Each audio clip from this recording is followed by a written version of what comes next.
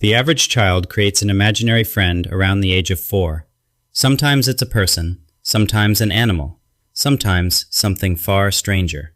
A man living in the closet, a tiny invisible dinosaur, a girl made entirely of clouds. And adults usually treat it as harmless, cute even, just imagination. But what's strange is how common it is. Researchers estimate that up to 65% of children create imaginary companions at some point in childhood. And children don't just casually pretend these friends exist. They give them names, personalities, rules, entire backstories. Some children speak to them for years. Some blame them for bad behavior. Some even grieve when they disappear. Which raises a strange question. Why would the human brain invent people that aren't real? And the answer turns out to be far deeper than kids are imaginative. Because imaginary friends may reveal something fundamental about how the human mind works.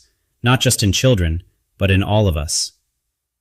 In 1895, psychologist Stanley Hall published one of the first major studies on imaginary companions. At the time, many adults viewed the behavior as unhealthy, potentially even pathological. If a child spoke to someone invisible, something had to be wrong. But Hall noticed something unexpected. The children with imaginary friends were often highly social, highly verbal, emotionally intelligent. And over the next century, study after study kept finding the same thing. Children with imaginary companions were not mentally broken.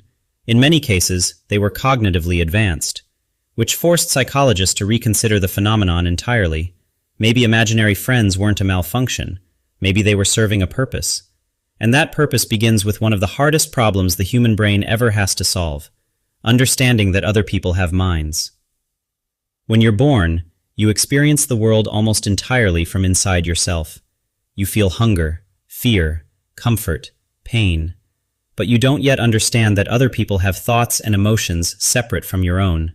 To a baby, the world is mostly just things happening. Faces appear, voices speak, food arrives. But somewhere between ages 3 and 5, something extraordinary begins to happen. Children develop what psychologists call theory of mind. The realization that other people have invisible inner worlds, thoughts, beliefs, desires, perspectives different from their own. And learning to navigate those invisible minds is incredibly difficult. So the brain practices. And one of the ways it practices is by inventing fake people. Developmental psychologist Marjorie Taylor spent decades studying children with imaginary companions. What she found was fascinating. Children often treated their imaginary friends as psychologically independent. The child didn't fully control them. The imaginary friend could disagree, refuse commands, become angry, cheat during games, hide. In other words, children weren't simply creating puppets. They were simulating minds, running social rehearsals inside their own heads. And when researchers compared children with imaginary companions to those without them, they found something remarkable. The children with imaginary friends often performed better on tests involving empathy, perspective-taking, and emotional understanding. Their brains were effectively practicing human interaction, which sounds bizarre until you realize adults do this constantly too. You rehearse conversations in the shower. You replay arguments that never happened. You imagine what someone else thinks about you. You simulate future scenarios, entire fictional interactions. The only difference is that adults stop giving the simulations names. But imaginary friends may do more than help children understand other people. They may help children survive emotionally, because childhood is terrifying. You're small, weak, confused. You barely understand how the world works, and you have almost no control over your environment. Psychologists Stephanie Carlson and Rachel White found that children often create imaginary companions during periods of stress, loneliness, or major transition. Moving house, starting school, divorce, social isolation. The imaginary friend becomes a source of stability, a companion who is always available, always accessible, always there. And this starts to reveal something much deeper about the human brain itself, because humans are not naturally built for isolation. Your brain contains systems specifically designed for social connection, attachment systems, mirror neuron networks, hormones like oxytocin. For most of human history, being alone was dangerous. Isolation could get you killed. So the brain evolved an extraordinary ability. If social connection disappears, it can partially simulate it. This is why lonely people talk to pets, why prisoners in solitary confinement speak to walls, why humans name objects, why people scream at fictional characters on screens, why we constantly anthropomorphize the world around us. The human brain would often rather invent a social connection than experience none at all, and children do this more openly because their boundary between imagination and reality is still under construction. In fact, young children experience reality very differently from adults altogether. Neuroscientist Alison Gopnik argues that babies and young children possess a form of consciousness radically unlike our own. Adults focus attention narrowly. Children absorb everything. Their brains are less efficient, but vastly more flexible.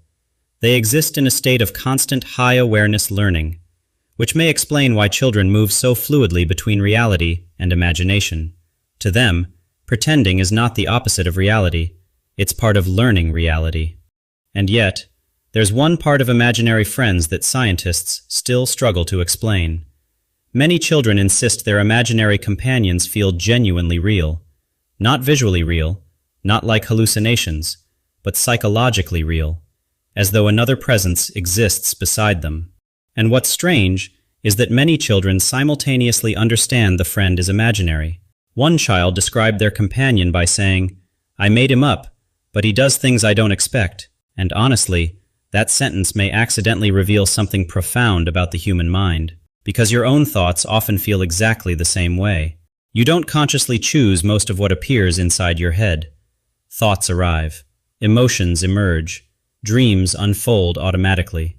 Even your sense of self may be less controlled than it feels.